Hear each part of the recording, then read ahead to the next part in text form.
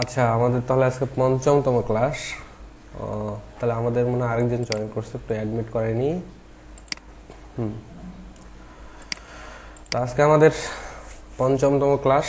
এর আগের দিন পর্যন্ত আমরা দেখছিলাম যে ব্লক এবং ইনলাইন। আমি এগুলার উপর অ্যাসাইনমেন্ট করতে বলছিলাম। আমি এটা এখন আমি ক্লাসটা শেষে আমি দেখবো যে আসলে এগুলো কে কে করছে বা কার কি ইমপ্রুভমেন্ট একটু দেখবো আমি। তা আমি যেহেতু আজকে 9:28 ক্লাস শুরু হয়ে গেছে অনেক আগেই, আমি শুরু করি। তো আমাদের সচরাচর যেরকম করি প্রত্যেক দিন ক্লাস শুরুর আগে একটা ফোল্ডার বানাই নিই এবং ওইটার মধ্যে একটা ফাইল ক্রিয়েট করি। ফাইলটার নাম হইল, যে কোনো হইতে পারে, তা আমরা দিলাম যে index.html। তো আমাদের হয়ে গেল।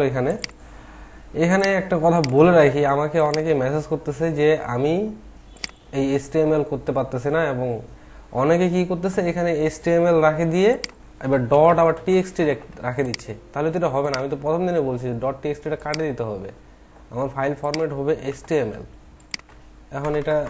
এখন কাজ করবে। আর আরেকটা জিনিস বলছিলাম যে এখানে এরকম যদি না আসে, এটা এখান থেকে প্রপার্টিস থেকে যায়, চেঞ্জে গিয়ে ওটা সিলেক্ট করে নেওয়া লাগবে। চেঞ্জে গিয়ে ওটা এখানে আমার অপশনটা আসতেছে না, কিন্তু চেঞ্জে গিয়ে ওটা সিলেক্ট করে নেওয়া লাগবে। আর ফাইল ফোল্ডারের অপশনটা আমি বলছিলাম যে এখান থেকে ঠিক করে নিবা।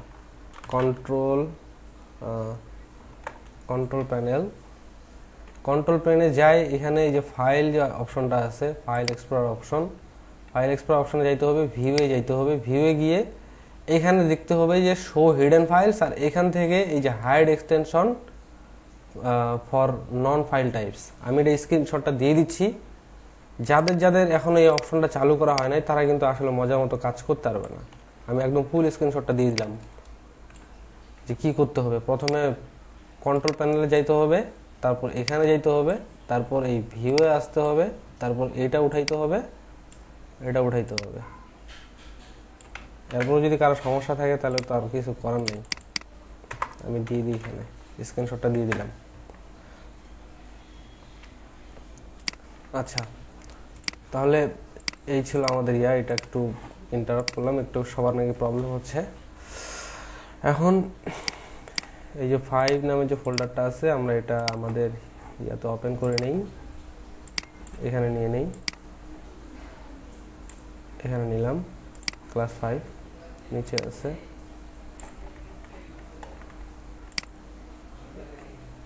এখানে কি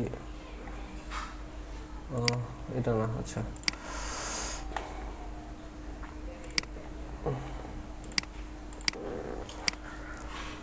তো বরাবরের মতোই আমরা যে শুরু করি।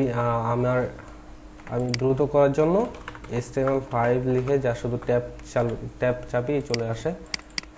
ক্লাসের নাম দিব ক্লাস 5। এটা রান করি।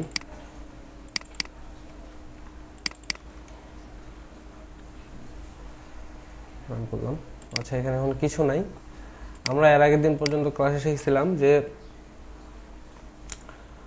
ব্লক এবং ইনলাইন পর্যন্ত দেখছিলাম। আজকে দেখব ক্লাসের ব্যবহার, ক্লাসটা আসলে কি এবং ক্লাসটা কিভাবে কাজ করে, ক্লাস আমাদের কিসের জন্য দরকার, এবং ক্লাসের ব্যবহার সম্পর্কে খুব ভালোভাবে আজকে জানবো বিস্তারিত। এবং এই ক্লাস এমন কোনো প্রজেক্ট নাই যেখানে ক্লাস ব্যবহার হবে না। আমরা যদি আমাদের যে W3 স্কুল আছে এই ওয়েবসাইটটাই যদি দেখি, এই ওয়েবসাইটটা দেখতে গেলে আমরা দেখতে পারবো যে এখানে আসলে কত রকমের ক্লাসের ব্যবহার হয়েছে। দেখো, তোমরা যদি একটু দেখতে পাও আমার স্ক্রিনটা একটু বড় করলাম, দেখো এখানে এই যে ক্লাস ক্লাস ক্লাস ক্লাস প্রত্যেকটা সেকশনে, প্রত্যেকটা ডিভের মধ্যে এরা ক্লাস ইউজ করছে। এখন এই ক্লাসগুলো কিভাবে কাজ করে আমি এটা প্রপারলি আজকে একটা ধারণা দেওয়ার চেষ্টা করবো সবাইকে। একটু মনোযোগ সহকারে দেখবা, ক্লাসের ব্যবহার কিন্তু খুব জরুরি। তো আমি সাপোজ এর আগের দিন বলছিলাম ব্লক এবং ইনলাইন একটা সেকশন আমরা কিভাবে ক্রিয়েট করতে পারি, এবং সেকশনের মধ্যে কিভাবে আমরা অ্যাট্রিবিউট সেট আপ করতে পারি, এবং ইন্ডিভিজুয়ালি কিভাবে কাজ করতে পারি, এগুলো আমি এই ব্লক এবং ইনলাইন ক্লাসে বুঝাইছিলাম। আজকে আমরা ওই ডিপ এবং সেকশন এগুলোর মধ্যে আবার ক্লাসের ব্যবহার করা শিখব, যে ক্লাস আবার কিভাবে কাজ করে।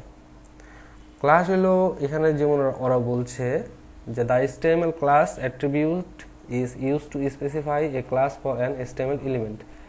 Class is kind of attribute. Attribute এর মধ্যে কাজ করে, কিন্তু এটা attribute ধরা যাবে না। তো সেই ক্ষেত্রে আমি যদি এখন এখানে যাই, সাপোজ আমি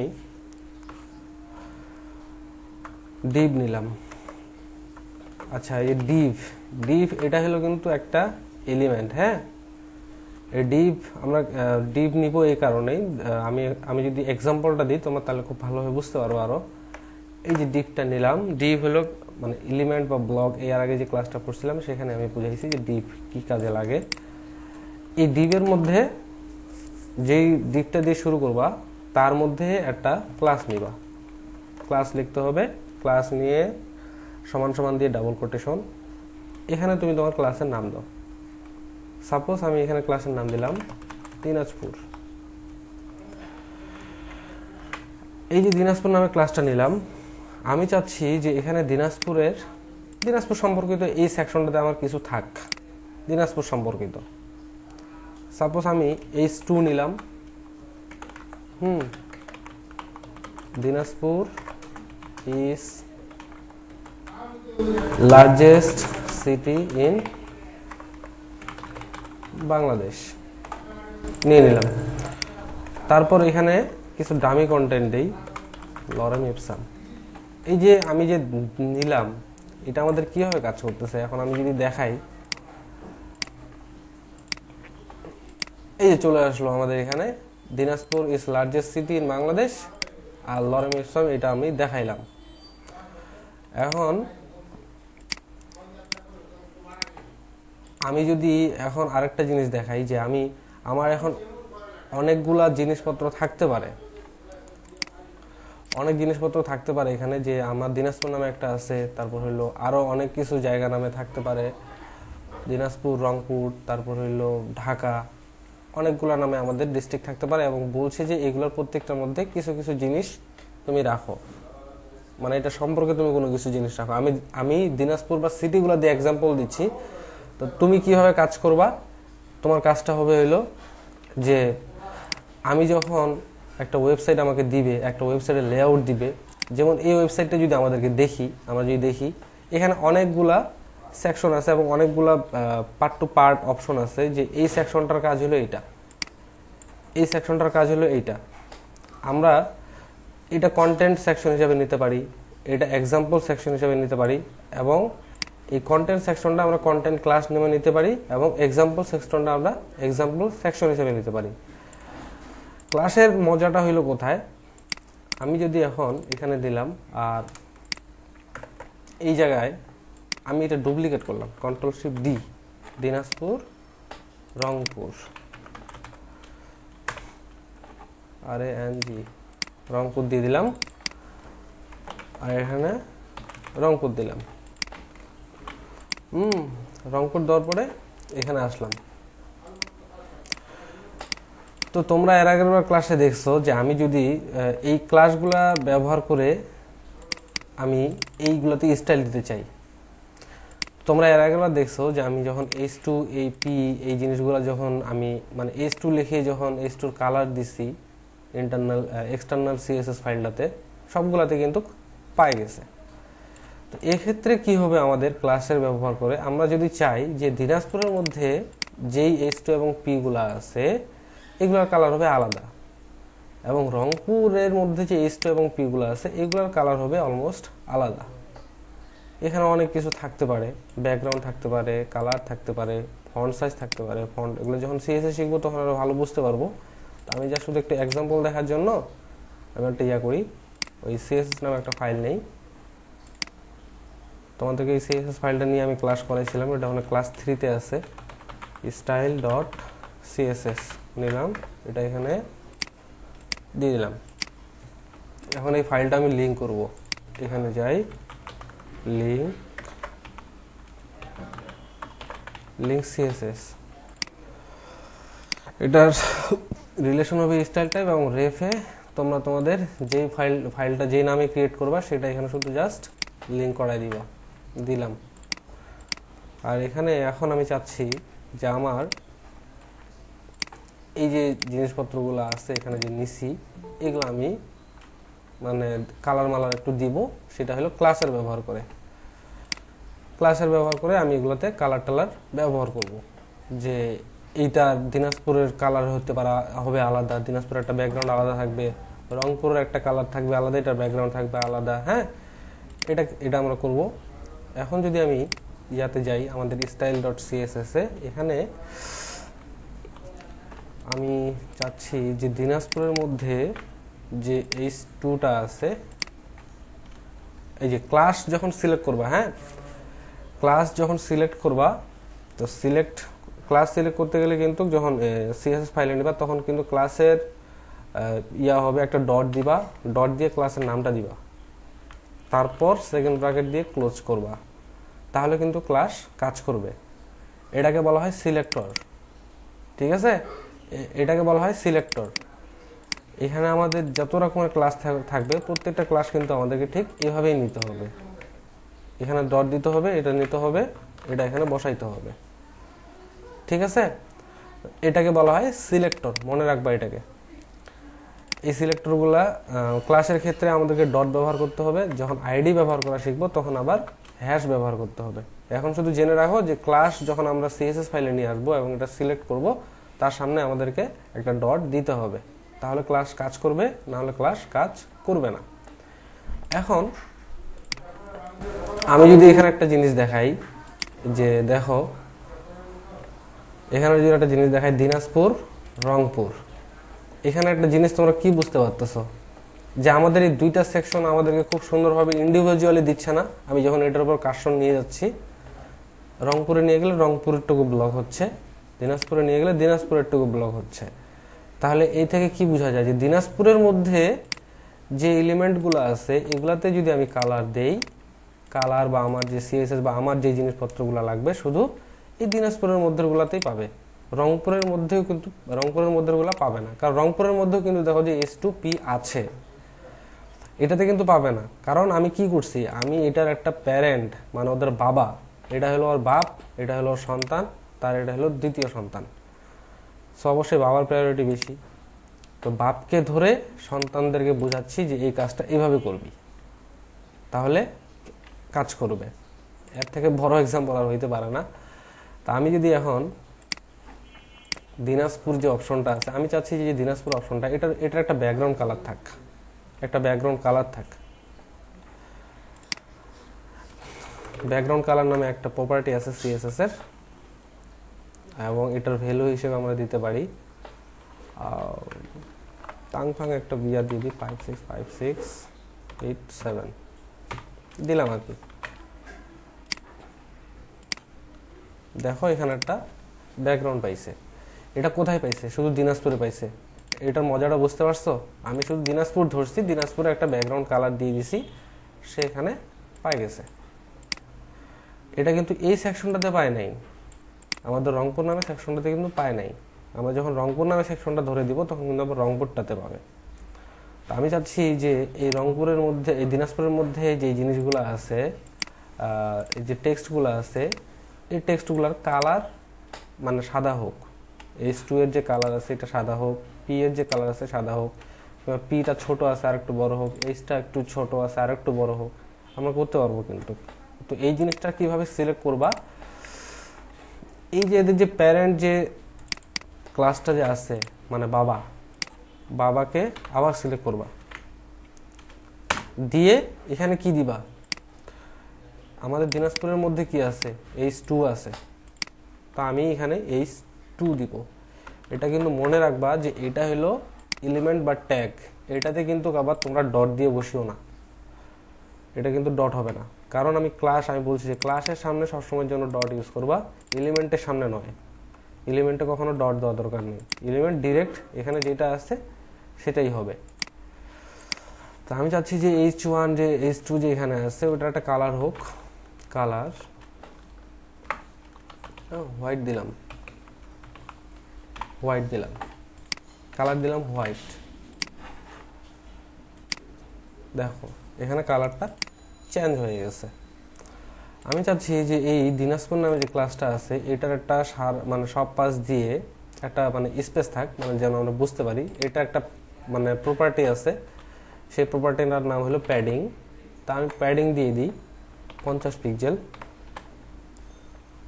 দিলাম, তাহলে এখন একটু দেখতে সুবিধা হচ্ছে। আমরা কিন্তু এখানেও কোড করতে পারি, এখানে কোড করতে করতে এবং লাইভ দেখতে পারবো। এগুলো আমি দেখাবো যখন আরো অ্যাডভান্স রিলেটেড প্রজেক্টও যে করবো, তখন আরো ভালো বুঝতে পারবো সবাই। হ্যাঁ আচ্ছা বল। তা আমরা এই ক্লাসের মধ্যে যখন প্যাডিংটা দিলাম, প্যাডিংটা পাই গেল। এখন আমি চাচ্ছি যে এই যে দিনাজপুর আছে, মানে দিনাজপুর যে বাবা, এই বাবা মানে বাপ তার পি নামক সন্তানকে বলবে যে তোমার কালারটা সাদা হওয়া উচিত, তুমি কালো হয়ে আসো, তোমার সাদা হওয়া উচিত। তো সেই ক্ষেত্রে আমরা কি করতে পারি, ঠিক যেরকম আমরা H2 নিছি সেরকম আমরা ওইটাতেও নিব। দিনাজপুর নামের যে ক্লাসটা আছে তার মধ্যে আমাদের পি আছে, দিনাজপুর বানান। এখানে কিন্তু বানান ভুল হলে কিন্তু কাজ করবে না, আমি বানানটা ভুল করে রাখছি। এখন আমি দেখি, আমি কালারটা দিই দিনাজপুর নামে DRX, দেখি যে আমার এখানে দিলাম, কাজ করতেছে না। কিন্তু বানানটা খুব জরুরি। এবং দেখো এই আমি যখন H2 এর উপরে নিয়ে যাচ্ছি তখন কিন্তু আমাদেরকে দেখাচ্ছে যে এখানে একটা H2 তে আমরা একটা প্রপার্টি সেট করতে পারছি কালার নামে। কিন্তু পিতে যখন নিয়ে যাচ্ছি এখানে কিন্তু আমাদেরকে কিছু দেখাচ্ছে না, কারণ আমরা কি করছি, আমরা ভুল করছি।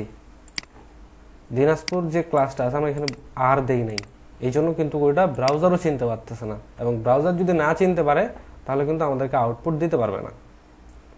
সো বানানগুলোর ক্ষেত্রে খুব সেন্সিটিভ থাকবা, বানানগুলো ভুল করলে কিন্তু মুশকিল। তো এক্ষেত্রে এখন আমি যদি বানানটা এখানে ঠিক করে দিই, দিনাজপুর আমি এখন ঠিকঠাকভাবে এই ডাবল ক্লিক করলে কিন্তু বুঝাবে যে আসলে ঠিক আছে কিনা নাই। Ctrl+S গেলাম, রিলোড দিব, দেখো কাজ করছে। CSS এর মজাটা মানে ওই ক্লাসের মজাটাই হলো তা আমি ইচ্ছা মতো আমার নিতে পারি, ডিপ নিতে পারি, ক্লাস নিতে পারি, এটা নিতে পারি, সেটা নিতে পারি, এবং সেই অনুযায়ী আমি স্টাইল দিতে পারি ইচ্ছা মতো। তা আমি চাচ্ছি যে এখানে আর একটা বাটন অ্যাড করব। আমরা বাটন অ্যাড করতে পারবো না?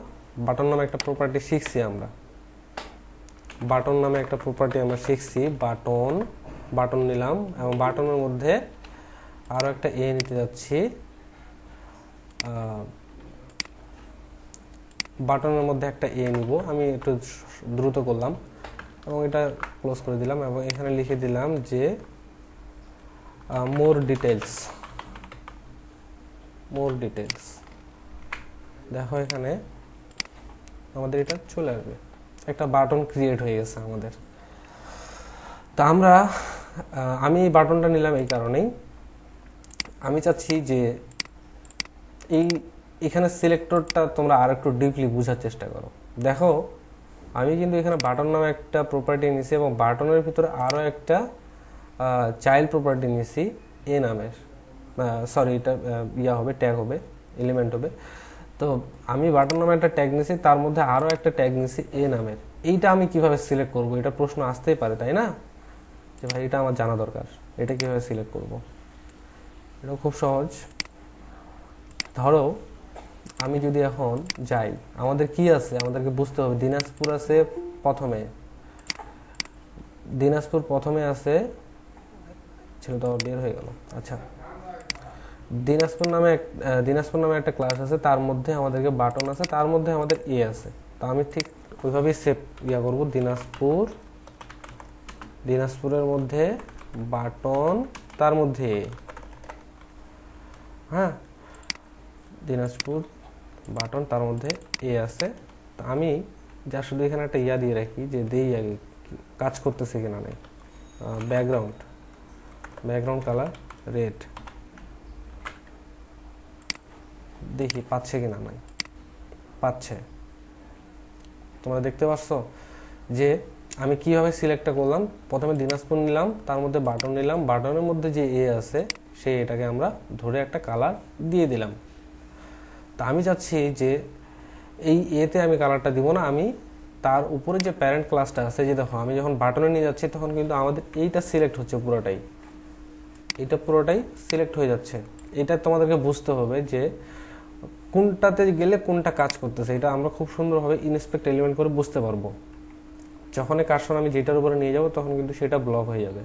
দিনাজপুরে যখন নিয়েছি এটা পুরো এরিয়াটা ব্লক হয়ে যাচ্ছে, H1-এ যখন নিয়ে যাচ্ছে তখন এটা পুরোটাই ব্লক হয়ে যাচ্ছে। P-তে নিয়ে গেলে শুধু P-টা ব্লক হচ্ছে, এবং বাটনে নিয়ে গেলে পুরো বাটন এরিয়াটা হচ্ছে, এবং এটা যদি নিয়ে যাচ্ছি তখন শুধু আমাদের এটা হচ্ছে।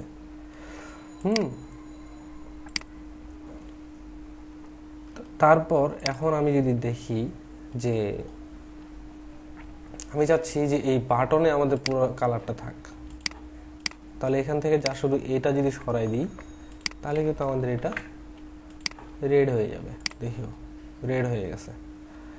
এখন চাচ্ছি এই যে এটা, এর ভিতরে কিন্তু আমাদের লেখাটা আছে মোর ডিটেলস, তো আমি চাচ্ছি যে এটার কালারটা সাদা হোক, তাহলে একটু বুঝতে সুবিধা হবে। তাহলে আমরা এটা যেভাবে করলাম এর আগে, দিনাজপুর, হ্যাঁ দিনাজপুর বাটন এ কালার হোয়াইট,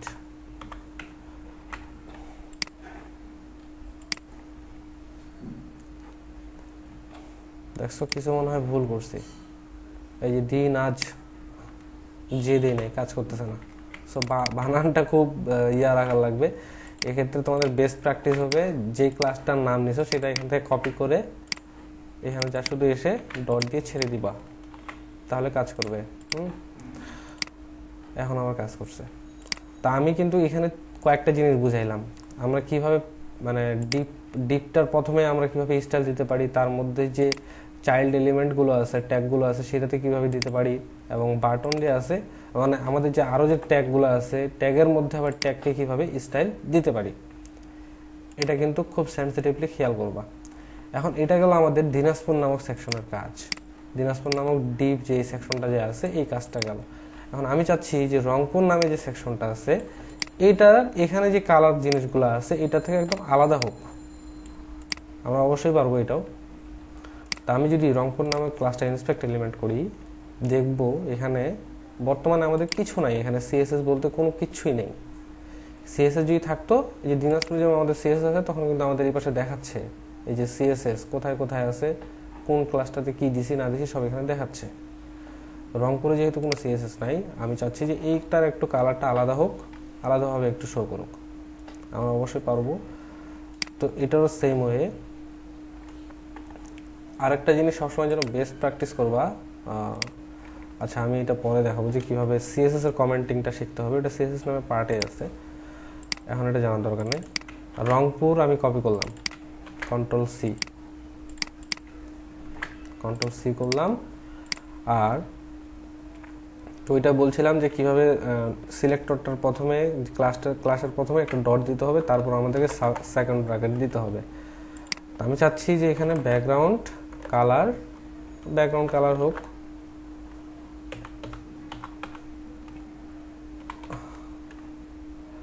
সেই নামে কোনো প্রপার্টি নেই। তো আমি এখানে দিতে যাচ্ছি যে গ্রিন নামে একটা ভ্যালু আছে, গ্রিন কালারটা এখানে শো করুক। আচ্ছা চলে আসছে। তো সেম এই জিনিসটার মতো দিনাজপুরের মতো এখানে যদি আমরা প্যাডিং 50 পিক্সেল দিই তাহলে এটাও কিন্তু হয়ে যাবে, প্যাডিং 50 পিক্সেল পাই গেছে। তো আমাদের দিনাজপুর নামক সেকশনটার কালার এখন আলাদা হয়েছে, এই সেকশনটার কালার কিন্তু আলাদা হয়েছে। আর এইখানে যে ধরো যে এর আগে যখন শিখছিলাম তখন কিন্তু H1 বা H2 বা P-তে একটা কালার দিলে সবটাতে পাচ্ছিল। এখন আমি চাচ্ছি যে এই যে রংপুর নামে যে ক্লাসটা আছে, রংপুর নামের যে ভিতরে যে কন্টেন্টগুলো আছে, হ্যাঁ এগুলার কালার আমি আলাদা করতে যাচ্ছি, কালো আছে আমি রেড করতে যাচ্ছি। কেমন সম্ভব? সেমভাবেই প্রথমে এই যে রংপুর নামে ক্লাসটা সিলেক্ট করবা, এটার সামনে ডট দিয়ে এটা দিবা, তার মধ্যে কি আছে H2 আছে, H2 দিয়ে সেকেন্ড ব্র্যাকেট ক্লোজ করে আমি এখানে দিতে যাচ্ছি যে কালার তুমি রেড পাই যাবে, দিয়ে দিলাম। দেখছো হয়েছে। আর এখানে আমরা প্যাডিংটা লিখছিলাম, এটা প্যাডিংটা এখানে বসানো হয় না, চলে গেছে। এখানে প্যাডিং দিয়ে দিলাম 50 পিক্সেল। দেখো আমাদের দিনাজপুরের মধ্যে যে H2 আছে সেটার কালার আমরা দিছি হোয়াইট, এবং রংপুরের মধ্যে যে H2 আছে সেটার কালার দিছি আমরা রেড। এক্ষেত্রে হয়তোবা তোমরা এখন নিজে থেকে কনসেপ্টটা তোমাদের ক্লিয়ার হওয়া উচিত যে আসলে আমরা ক্লাসের ব্যবহারটা কেন করব। আমাদের এরকম ওয়েবসাইটের মধ্যে অনেকগুলো সেকশন থাকতে পারে, অনেক সেকশন থাকতে পারে, 10 থেকে 12টা সেকশন থাকতে পারে, এবং প্রত্যেকটা সেকশনের আলাদা আলাদা লেআউট থাকতে পারে, আলাদা আলাদা কালার থাকতে পারে, আলাদা আলাদা ফন্ট থাকতে পারে। এই জন্যই আমরা প্রত্যেকটা সেকশনের ওই নাম একটা ডিভ নিব, ডিভ নিয়ে ওইটার মধ্যে একটা ক্লাস নিব, ক্লাস নিয়ে তার মধ্যে এই প্রপার্টিগুলো ইউজ করব, এবং সেই অনুযায়ী আমাদেরকে প্যারেন্ট চাইল্ড হিসাবে ধরে ধরে আমাদেরকে এগুলার স্টাইল দিতে হবে। এবং এখানে যে কালার, এই ধরো যে পিটা আছে, এই পিটা আমি চাচ্ছি সাদা হোক আমাদের। তো সেই ওয়েতে দিনাজপুরের পিকে আমরা যেভাবে করছি, এখন এখানে রংপুর, ঠিক আছে, হ্যাঁ ঠিক আছে, রংপুরের যে পি আছে কালার দিয়ে দিলাম হোয়াইট।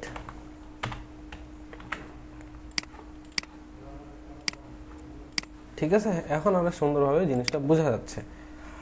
তা আশা করি তোমরা মানে বুঝতে পারছো যে আসলে আমরা কিভাবে একটা ক্লাস নিব, এবং ক্লাসের মধ্যে যে এলিমেন্ট বা ট্যাগগুলো আছে সেগুলোতে আমরা কিভাবে স্টাইল দিব, কিভাবে ধরবো, এবং ট্যাগের মধ্যে ট্যাগ থাকতে পারে, সেই ট্যাগগুলোকে আবার কিভাবে ধরবো।